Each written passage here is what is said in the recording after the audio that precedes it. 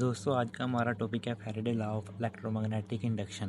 Faraday law of electromagnetic induction हमें ये बताता है कि जब तक मैग्नेटिक फ्लक्स कॉइल में से चेंज होती रहेगी तब तक ईएमएफ इंड्यूस होती रहेगी और ये ईएमएफ उतने टाइम के लिए इंड्यूस होगी जब तक जिस टाइम तक फ्लक्स चेंज होता रहेगा। Magnitude of induce EMF is directly proportional to the rate of change of magnetic flux. जितना magnetic rate of change of magnetic flux ज़्यादा होगा उतनी हमारे पास इंड्यूस ईएमएफ ज़्यादा होगी, और जितना rate of change of magnetic flux कम होगा उतनी इंड्यूस ईएमएफ कम होगी।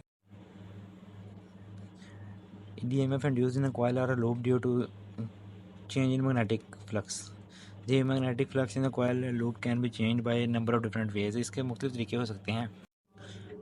फर्स्ट मेथड जिससे हमारे पास EMF इंड्यूस होती है मैग्नेटिक फ्लक्स बदलने से, वो है हमारे पास म्यूचुअल इंडक्शन। म्यूचुअल इंडक्शन में ये होता है, एक हमारे पास कॉइल होता है, उसके साथ हमने बैटरी अटैच की होती है, और एक हमारे पास रियोस्टेट होता है। जब रियोस्टेट से हम रेजिस्टेंस को वेरी करेंगे सर्किट की तो इसके अंदर करंट चेंज होगा, और जब करंट चेंज होगा तो इसके गिर्द मैग्नेटिक लाइन भी चेंज होगी, और जब चेंज होती मैग्नेटिक लाइन इस कंडक्टर में से गुजरेंगी तो इसमें करंट इंड्यूस होगा, और ये करंट हमें गैल्वेनोमीटर पे रीडिंग शो करवाएगा। इस तरह सेल्फ इंडक्शन वो होती है जब इसी कॉइल में से पहले करंट गुजरा हो और जो मैग्नेटिक फील्ड चेंज हो रही हो वो दोबारा करंट इंड्यूस करवाएं।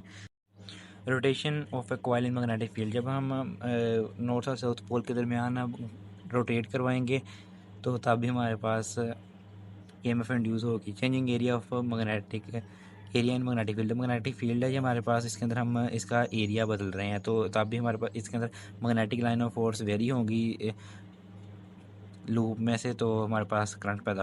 Mathematical form of Faraday law के अंदर हमारे पास ये 2 रेल्स होगी, इसके ऊपर हमने एक कंडक्टर रखा होगा जिसकी लेंथ L होगी, और इस होल सेटअप को हमने गैल्वेनोमीटर से अटैच किया होगा। जब हम इस लेंथ ऑफ वायर को मूव करवाएंगे विद वेलोसिटी v, तो ये मैग्नेटिक लाइन ऑफ फोर्स को कट करेगा और इसमें ईएमएफ इंड्यूस होगी, और जो ईएमएफ इंड्यूस होगी वो इक्वल होगी माइनस VBL के। v यहाँ पे हमारे पास velocity of length of conductor है, और b हमारे पास मैग्नेटिक फील्ड है, मैग्नीट्यूड ऑफ मैग्नेटिक फील्ड, और l है हमारे पास लेंथ ऑफ कंडक्टर। जैसा कि हमें पता है v dx/dt के इक्वल होता है। अब हम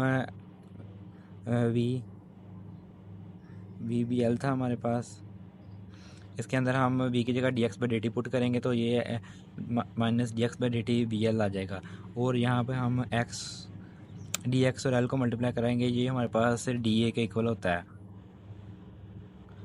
माइनस BDA/dt आ गया हमारे पास। यहाँ पे हमें पता है कि phi is equal to B.A के इक्वल होता है, d phi is equal to B.DA।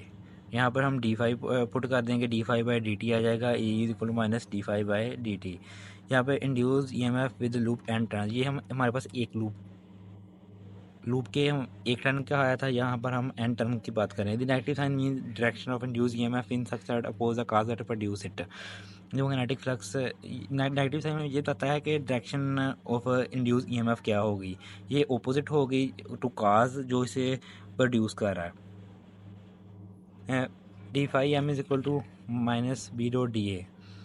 यहाँ पर हम d5 है, यहाँ पर दोनों साइड पे हम जब इंटीग्रल लेंगे तो हमारे पास ये वाली टर्म आ जाएगी, और यहाँ से हम वैल्यू लेके m की यहाँ पर पुट कर देंगे। यहाँ पर जब हम पुट करेंगे तो हमारे पास E equal minus N d/dt integral B.DA आ जाएगा। अब हम integral form of Faraday law की बात करेंगे। The mathematical form of Faraday law is EMF in electric field generated as EMF equal होती है इंटीग्रल E.dr के।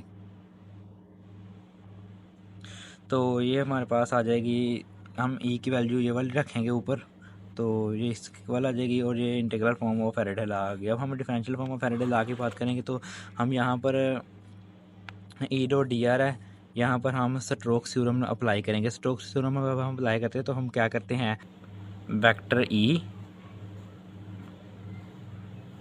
डॉट, यहाँ पर हमारे पास डी आर है तो ये डी ए हो जाएगा, और यहाँ पर हमारे पास इंटीग्रल वैसे ही आ जाएगा। तो जब हम स्टोक्स थ्योरम अप्लाई करते हैं तो हम डेव दो क्रॉस ई ले लेते हैं, और डी आर हमारे पास है लेंथ वेक्टर, इसको हम एरिया वेक्टर में बदल देते हैं। इसी तरह हम इसके ऊपर हम स्टोक्स थ्योरम लगा के इसको इक्वेट करेंगे इसके साथ ही। तो यहाँ पर हमने इक्वेट किया स्टोक्स थ्योरम लगाने के बाद, तो यहाँ से माइनस है इधर आके प्लस हो जाएगा, डी ए बार कॉमन आ रहा है, इधर से इंटीग्रल भी हम कॉमन ले सकते हैं।